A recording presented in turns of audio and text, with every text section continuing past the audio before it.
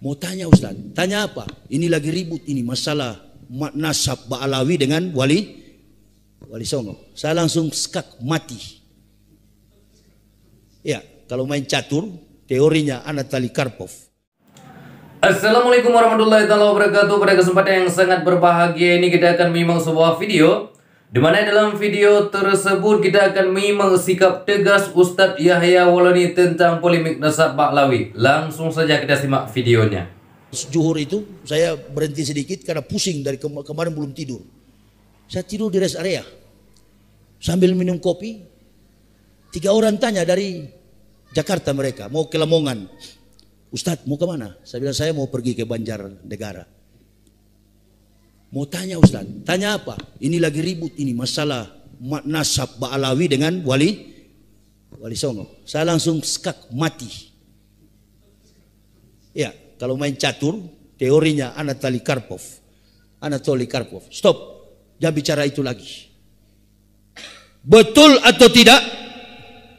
Kita ini tetap menghormati innal ulama warasatul anbiya. Kita hormati ulama, kita juga hormati para habaib. Sudah Pak, jangan terlalu banyak tanya. Apalagi saya orang dari kafir. Hormati dua-dua itu. Tidak yang berkelahi, sudah Anda usah perhatikan. Imadudin, Imadodon, itu anak kan umurnya belum. Ilmu tanpa pengalaman bagaikan huruf yang mati. Coba lihat itu asam sulfat yang jadi wakilnya Prabowo sekarang kan. Dibanting-banting oleh publik karena ilmu tanpa pengalaman bagaikan huruf yang mati. Jadi asam sulfat.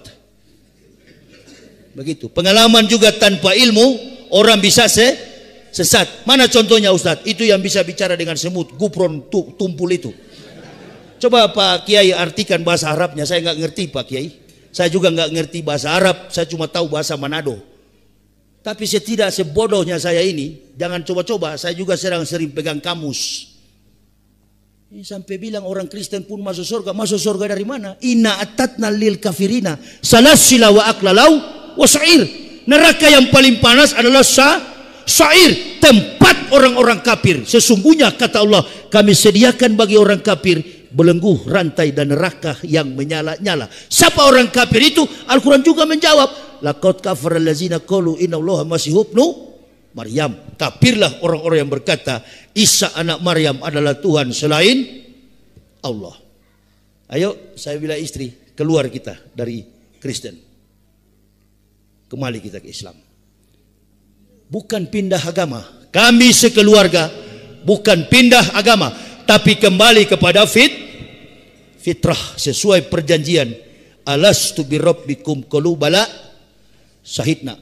Rocky Gerung sebenarnya begitu bagus analisis setiap ayat, baik secara historical, secara tematis, secara teologis, dan kemudian tampung dalam substansi rasionalitas. Kalau sudah masuk akal dalam konsep sejarah tematis, baru bikin semacam keputusan. Saya begitu, 8 tahun saya kaji. Di mana kami ini dituduh-tuduh kafir dulu? Oh, ayatnya. Berarti bukan orang Islam. Sama dengan kita mengatakan kafir. Marah satu Indonesia.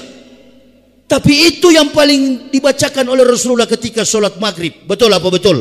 Qul ya ayyuhal kafirun la a'budu ma ta'budun wala antum abiduna ma a'bud wala ana abidu ma abatum wala antum abiduna ma a'bud lakum dinukum waliyadin. Yesus Kristus adalah Tuhan kalian, Isa Al-Masih Nabi kita. Konsepkan itu dalam pikiran kita. Amin. Ya Allah, ya Rabbal. Coba begitu. Jadi sudahlah, jangan berdebat kita. Isa Al-Masih Nabi kami, Yesus Kristus adalah Tuhan kamu. Jadi kalau berdebat kamu asumsikan Isa adalah Yesus, nggak bakal habis. Bapak Ibu selama ini dibodoh-bodohi oleh YouTuber itu. Satu bukan ahli Kristen, satu juga bukan ahli Islam. Enggak, mereka berdebat itu. Kalau Bapak mau tahu, panggil profesor Kristen dan Islam. Perdebatan mereka cuma di atas teori yang tertulis. Apa namanya? Perdebatan alegoris. Tanya dosen bahasa di sini.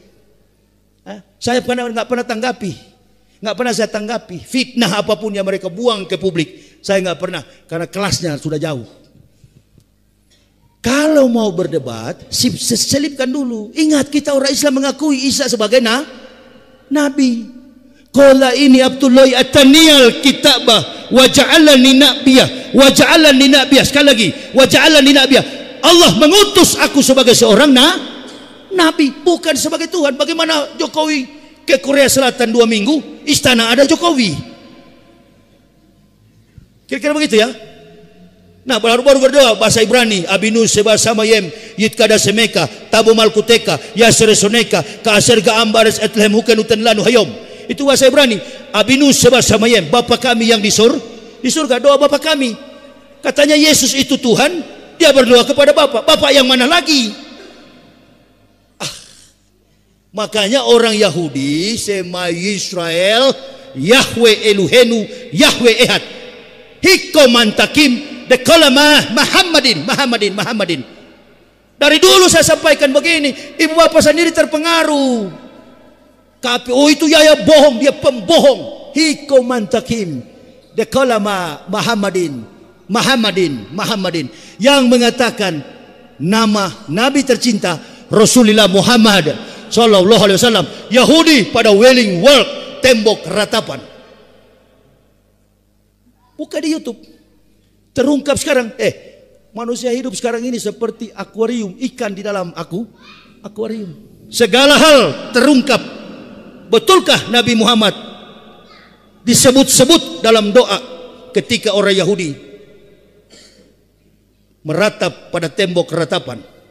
Adonai jismurkah mikolrah yesemor etnapsetah mikolrah Adonai yismurkah kaufueka me'ata we'at olamin hikomantakim dekalama Muhammadin. Bukan Muhammadin, Muhammadin. Buka di YouTube, ibu bapak. Tapi jangan sekarang, nanti habis saya ceramah. Menit, jam 8 malam, jam 20, karena delay berapa jam. Menuju Bandara Kuala Namu, Medan. 3 Juli kemarin. Baru 10 menit dia take off. Saya sudah tidak bisa bernapas. Istri saya tarik dari kursi tengah. Pindah ke belakang, Pak. Ada komando dari pramugara dan pramugari. Penumpang jangan berdiri, pesawat lagi take off. Tapi napas saya sudah di leher. Kemarin. Karena pembengkakan sampai sudah ke paha. Itu sebelum saya ketemu Pak Edi Rahmayadi. Saya duduk di belakang toilet.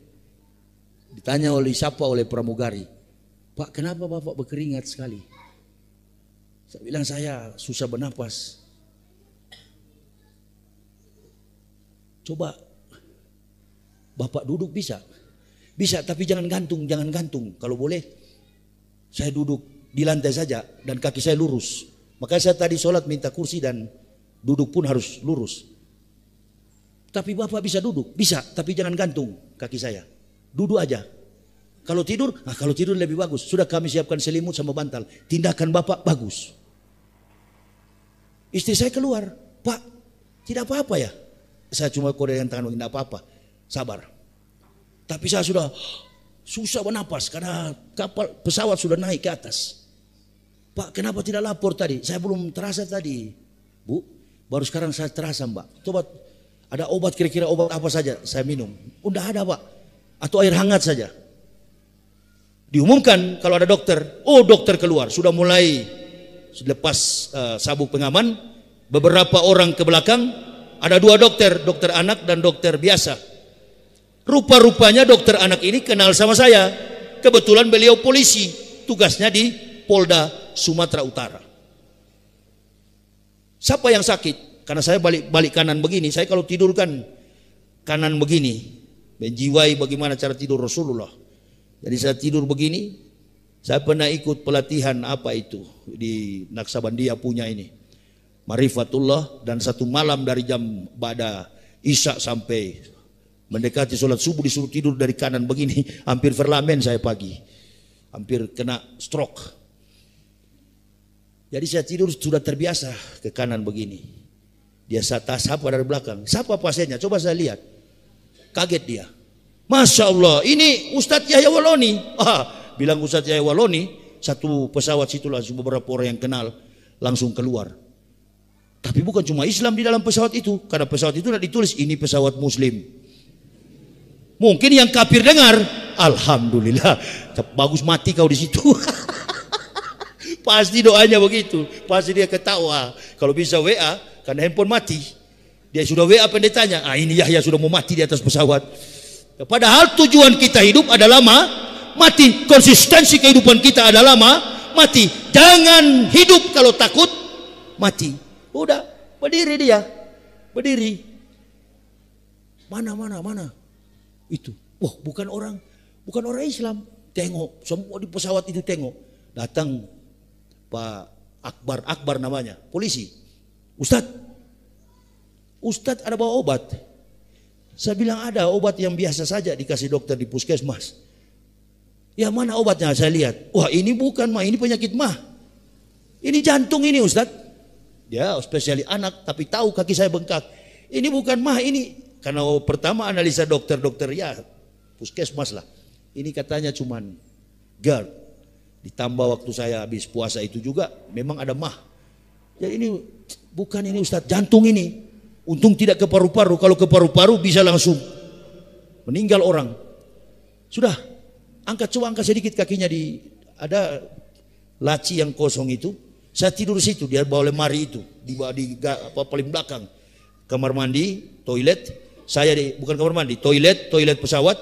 Saya di belakangnya, di samping pintu keluar itu. Saya sudah gantung kakinya, agak enak. Nah, rupa-rupanya ada dokter perempuan di situ. Dia juga dekati. Mana yang sakit? Datanglah pramugari berapa orang. Pokoknya jangan dulu Pak Ustadz berdiri sampai tiba di Medan. Alhamdulillah, dikasih minum obat. Bahkan ada jamaah yang ikut di pesawat itu.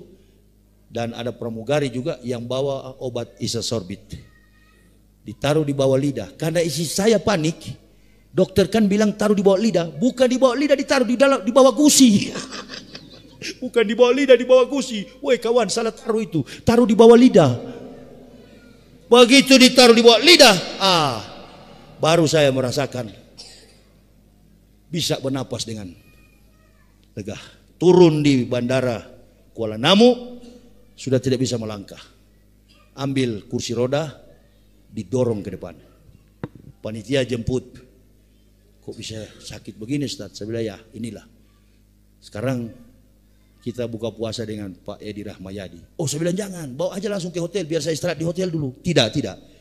Karena beliau mau ingin silaturahmi dengan Ustadz Yahya. Boleh. Karena dipaksa ke sana. Dari situlah cikal bakal pertama ketemu Pak Edi, langsung kaki dibawa ke rumah sakit. Alhamdulillah. Pertolongan Allah Subhanahu wa taala tanpa kita menjilat kepada siapapun. Amin ya Allah ya Rabbal. Ditolong pada waktu yang tepat. Kalau saya sendiri yang berobat, rumah sakit yang paling mahal di Kota Medan itu rumah sakit itu. Namanya Rumah Sakit Columbia Asia Medan. Puluhan juta bayarnya. Makanya kalau Allah mau bekerja dalam diri kita, jangan mengandalkan makhluk. Ya, jalan saja. Pernah saya ceramah dari Madura. Baru masuk Islam. Bawa buku kami di Belige namanya, Belige. Pergi 80 km dari pasar apa itu? Sampang atau apa? Masuk ke dalam acara haulan di Madura. Begitu habis acara saya bilang, silakan bagi yang berminat membeli buku saya. Apa kata kiainya? Ustadz, di sini jamaahnya buta-buta huruf. Kawan, satu biji pun tidak ada yang laku. Marah ini harim saya, istri saya marah pulang.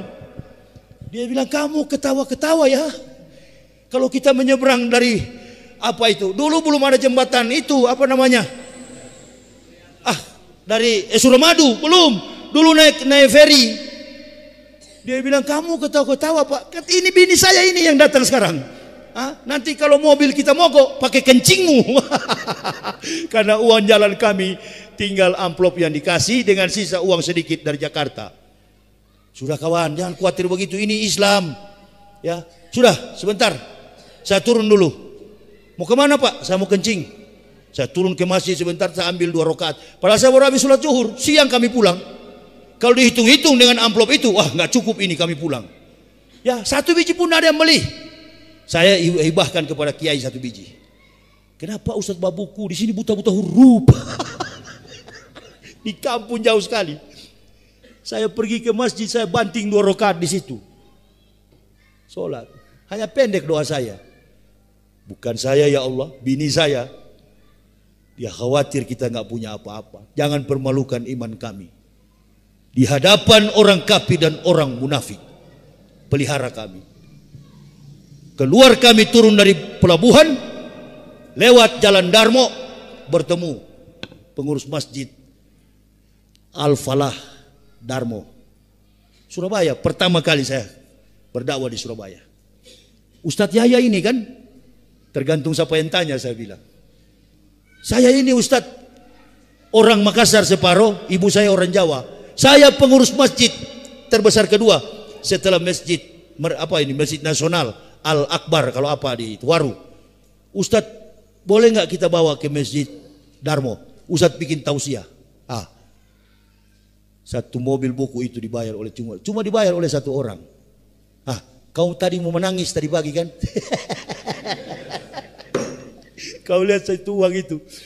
Bukan uang dikasih cek. Berapa ratus juta itu. Lebih-lebih daripada harga buku. Menangis lagi kamu. Iya Pak, saya menangis karena merasa bersalah. Baru begitu kau sudah minta tolong sama Allah. Pertolongan Allah. Tak usah takut. Tak usah. Kalau kita benar, insya Allah. Ini ajaran Islam, ajaran yang benar. Bukan dengan logika, bukan dengan perasaan. Ikhlaskan saja. Dia akan menolong kita di waktu yang tepat. Nah, sahabatku yang dimuliakan oleh Allah Subhanahu wa Ta'ala, mungkin cukup sekian videonya. Semoga bermanfaat dan berkah. Assalamualaikum warahmatullahi wabarakatuh.